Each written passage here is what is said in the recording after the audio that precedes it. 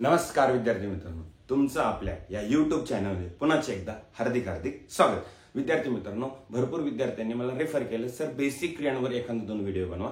मग ह्या बेसिक क्रिया काय असतात तर बेसिक क्रियामध्ये येते बेरीज, वजाबाकी, गुणाकार आणि भागाकार। त्यातल्या एक क्रिया आज आपण इथं बघणार आहे, ती म्हणजे भागाकाराची क्रिया। भरपूर विद्यार्थ्यांना या भागाकारामध्ये अडचणी येत असतात, पण ह्या अडचणी काय येतात तर त्या भागाकाराचे काही बेसिक नियम असतात ते विद्यार्थ्यांना माहीत नसतात। मग आता हे नियम काय हे आपण 2 ते 3 उदाहरणामधून आपण समजून घेणार आहोत। आता पहिल्यांदा आपल्या समोर उदाहरण दिलेले, एका संख्येला आपल्याला काय करायचंय 15 ने भागायचंय, बरोबर। आता 15 ने भागत असताना आता बघा तर इथे समजा विद्यार्थी मित्रांनो, इथे 2 अंकी संख्या झाली आपली 15 आणि ह्या 15 ने आपल्याला ह्या संख्येला भागायचंय, परंतु याच्यातले 2 अंक पहिले आहेत 13, परंतु ह्या 15 पेक्षा 13 ही संख्या काय येते विद्यार्थी मित्रांनो, लहान येते। जर संख्या लहान येत असेल तर तिला 3 अंकांमध्ये कन्वर्ट करून घ्यायचं। आता 3 अंकी संख्या झाली तुमच्यासाठी 135। आता 135 झाली, आता बघा मग 15च्या भाड्यात 135 आहे का तर 15 9 135।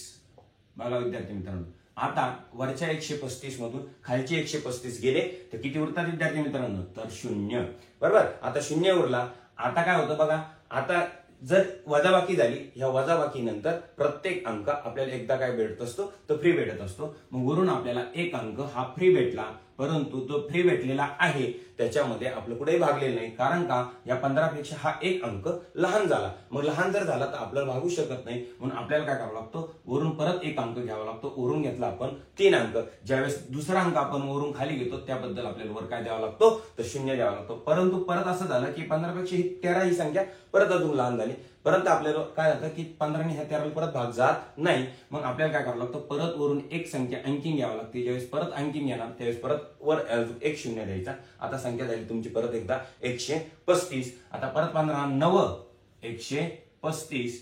आता इथं भाग गेला आणि बाकी उरली 0। ह्या पद्धतीचा हे भागाकाराचा काही नियम आहे बघा। त्याच पद्धतीचं दुसरं उदाहरण तुमच्या परत स्क्रीनवर आहे, ते आपण बघूया।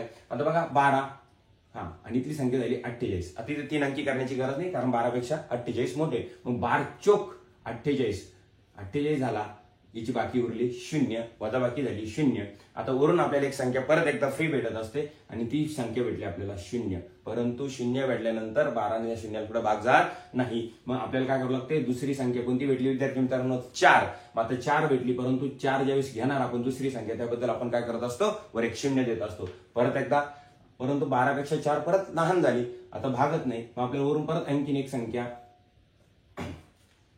8 घ्यावं लागेल। दुसरी संख्या घेतली त्याबद्दल परत आपल्याला काय करावं लागतं 0। आता संख्या झाली 48, 12च्या भाड्यात 48 आहे, 12 चोक 48 आणि यांची वजाबाकी आली 0।